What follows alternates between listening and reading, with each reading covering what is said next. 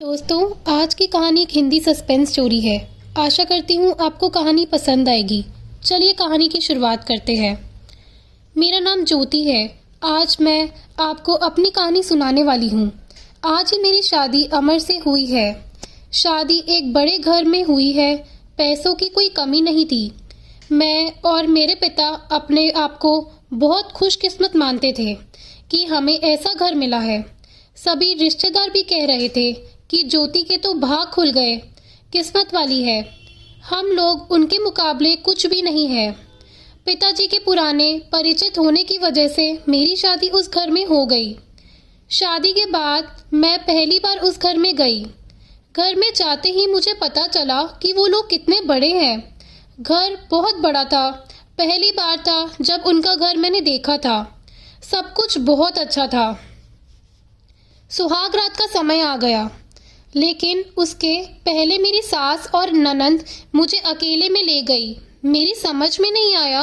मुझे लगा कुछ बात करनी होगी। उनके चेहरे उतरे हुए और डरे हुए थे, जैसे कि कोई बात है वो मुझसे करना चाहते हों। मैंने उन्हें पूछा, क्या हुआ? आप दोनों इतने डरे हुए क्यों हो? मेरी सास बोली, बेटा, हम तुम्हें कुछ बताना चाहते हैं, लेकिन तुम ये सुनकर हिम्मत रखना। साथ ही मेरी ननंद भी बोली कि अब हम जो तुम्हें बताने वाले हैं वो बात हम तीनों के बीच में ही रखना। ये बड़ा घर है, यहाँ बात फैलते ज़्यादा समय नहीं लगता, और वो बात सबके सामने आ गई तो हमारे घर की इज्जत मिट्टी में मिल जाएगी। अब तुम इस घर की बहू हो और तुम्हें इस घर का मान रखना होगा। उनकी बात सुनकर मैं सच में थोड़ा डर गई। मुझे समझ नहीं आ रहा था कि वो लोग क्या बोलना चाह रहे हैं। मैंने कहा, अब बताइए, मुझे क्या बात है? मेरी सास बोली कि बहू, मेरा बेटा मर्द नहीं है। उनकी ये बात सुनकर मेरे होश उड़ गए। उन्होंने कहा कि मैं जानती हूँ कि तुम सोच रही होगी कि फिर हमने तुम्हें क्यों फंसाया, लेकिन हमारी भी मजबूरी है। हम ये बात ऐसे नहीं कर सकते थे, वरना सभी को पता चल जाएगा। मेरा बेटा रात में अक्सर बाथरूम में ही रहता है। पता नहीं वह क्या करता। जब भी उसे पूछो तो यही कहता कि उसका पेट खराब है। कमरे में जाने के पहले अपने पति के लिए बात सुनकर मुझे समझ नहीं आ रहा था कि मैं क्या करूं।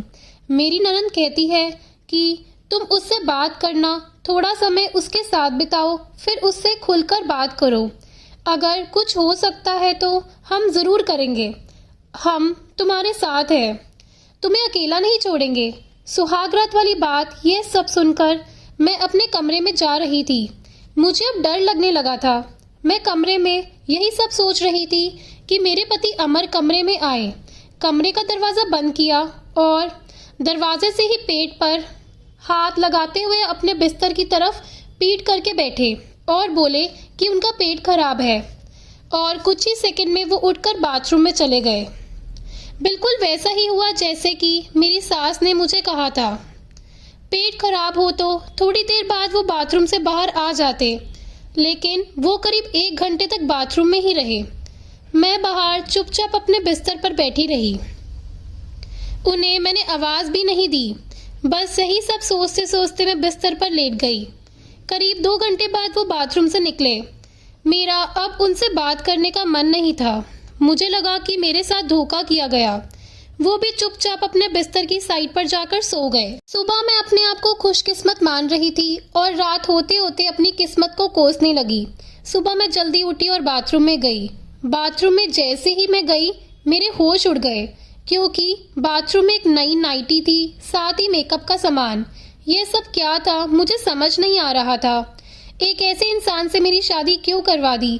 सुबह मेरी सास और ननंद ने मुझसे पूछा, क्या हुआ बेटी रात में? मैंने कहा, वही जो आपने बताया था। यह कहकर मैं रोने लगी। मेरी ननंद ने कहा, माँ, मैं कह रही थी ऐसे किसी लड़की की जिंदगी खराब मत करो, लेकिन तुम सभी ने मेरी बात नहीं मानी। अब यह क्या ऐसी ही घुट घुट कर यहाँ रहेगी? मेरी सास बोली कि बेटा, तू जो भी फैसला लेगी हम तेरे साथ हैं, लेकिन तुझे वचन देना होगा कि यह राज तेरे मुंह से नहीं निकलेगा। अगली रात फिर वो कमरे में आए। मुझे अब उनकी तरफ देखने का भी मन नहीं हो रहा था। मैं चुपचाप अपना बिस्तर करके अपनी साइड पर सो गई, क्योंकि अब बात करने को रखा क्या था? उन्होंने भी अभी तक कुछ बात नहीं की। उसकी वजह भी मैं जानती थी। थोड़ी देर वो बिस्तर पर बैठे रहे और फिर उठकर वो बाथरूम में चले गए। मैं समझ गई थी वो क्या करने गए हैं। थोड़ी देर बाद बाथरूम से चीजें गिरने की आवाज आने लगी। कुछ टूटने की थोड़ी देर बाद आवाज रुकी और इस बार वो जल्द ही बाथरूम से आ गए। आकर बिस्तर पर सो गए। हमारे बीच कोई बात नहीं हो रही थी। मैं तो ये सोच रही थी कि मैं क्या करूं। यही सब सोचते सोचते नींद आ गई।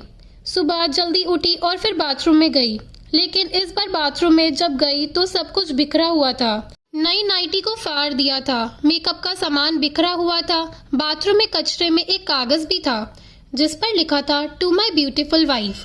मेरे मन में अब शक आया कि यह सामान और कपड़े कहीं मेरे लिए तो नहीं इन्होंने रखे। लेकिन फिर मैंने सोचा कि मेरी सास और ननंद मुझसे झूठ क्यों बोलेगी। अभी मैंने उनसे कुछ बात नहीं की। सुबह मेरी सास और ननंद फिर मुझसे सहानुभूति जता रही थी। मुझे उनकी बातों से लगा कि वो चाहती है कि मैं अमर को छोड़कर इस घर से चली जाऊं। मुझे अब मेरी सास और ननंद पर शक हुआ। मैंने घर की पुरानी नौकरानी से बात की। मैंने बातों बातों में उससे पूछा कि अमर कैसा है। वो बोले कि वो बहुत सीधे हैं। उनकी माँ और बहन तो चाहती थी कि उनकी शादी उनके बहन के पति के रिश्तेदार से हो। बहन और माँ तो बहुत खुश, लेकिन उनके पिता नहीं माने और उनके दोस्त के परिचित यानी आपसे शादी करवा दी। वो दोनों तो आपकी शादी के खिलाफ थे। कई दिनों तक घर में विवाद भी होता था, लेकिन तुम्हारे पति अमर ने कहा कि पापा जो बोलेंगे वही करते हैं। मुझे अब पता चल गया था कि मेरी सास और ननंद मुझे क्यों भगाना चाहते थे। इसीलिए उन्होंने मुझसे झूठ कहा था। शायद उन्होंने अमर को कुछ कहा होगा। रात अब मैं अमर से बात करने का इंतजार कर रही थी। वो कमरे में आए तो उनका मुंह उतरा सा था। यह पहली बार था जब मैं उनसे बात करने वाली थी। उनके आते ही मैंने कहा, आप मुझसे कुछ बात करना चाहते हैं? वो बोले, अब बात करने को रखा क्या है। पापा का विश्वास था कि वो घर अच्छा है, इसीलिए मैंने माँ और बहन की ना सुनकर तुमसे शादी की और तुमने सच छिपाया। मैंने बोला, क्या सच? सच कि तुम मुझसे शादी नहीं करना चाहती थी। तुम्हारी जिंदगी में अभी भी कोई और है। यह बात तुमने ही तो माँ को बताई थी। घर की इज्जत और पापा के कारण मैं चुप हूँ, कुछ कदम नहीं उठा रहा। और मैंने भी देख लिया, सुहागरात जिंदगी में बहुत स्पेशल होती है। लेकिन मेरे बाथरूम में 2 घंटे रहने पर भी तुम्हें कोई फर्क नहीं पड़ा। माँ ने सही कहा था कि तुम आवाज भी नहीं दोगी, बात भी नहीं करोगी। मैंने बोला, बाथरूम में रुकने को उन्होंने कहा था और वो कपड़े और मेकअप वो मेरी बहन ने रखे थे। कहा था पहली रात का गिफ्ट है, तुम्हारे लिए बाथरूम में रखा था। मैं उठकर उनके पास गई और उन्हें कहा, आपको पता है उन्होंने मुझसे क्या कहा था? फिर मैंने उन्हें सारी बात समझाई। कहा कि वो चाहते थे हम दोनों में गलतफहमी हो और हम अलग हो जाएं, ताकि वो जो चाहते थे वो पूरा हो जाए। उन्हें गुस्सा आया, लेकिन मैंने कहा, नहीं, अब हम इस बात को यही खत्म करेंगे और किसी को कुछ नहीं कहेंगे। उस रात मेरी सारी परेशानी और गलतफहमी दूर हो गई। वो थी मेरी सही मायने में सुहागरात। अगली सुबह मेरी सास और ननंद ने मुझसे पूछा कि मेरा क्या फैसला है, मैं क्या करने वाली हूँ। मैंने कहा कि मैं आप दोनों को माफ करके एक नई शुरुआत करना चाहती हूँ। आपको मुझसे कोई शिकायत नहीं होगी। मैं एक बहुत अच्छी बहू बनकर दिखाऊंगी। मेरे चेहरे पर मुस्कान देखकर उनके चेहरे उतर गए। ननंद तो उसी दिन अपने घर चली गई। दोस्तों, अगर आपको ये कहानी पसंद आई हो तो प्लीज़ लाइक करना और चैनल को सब्सक्राइब करना। धन्यवाद।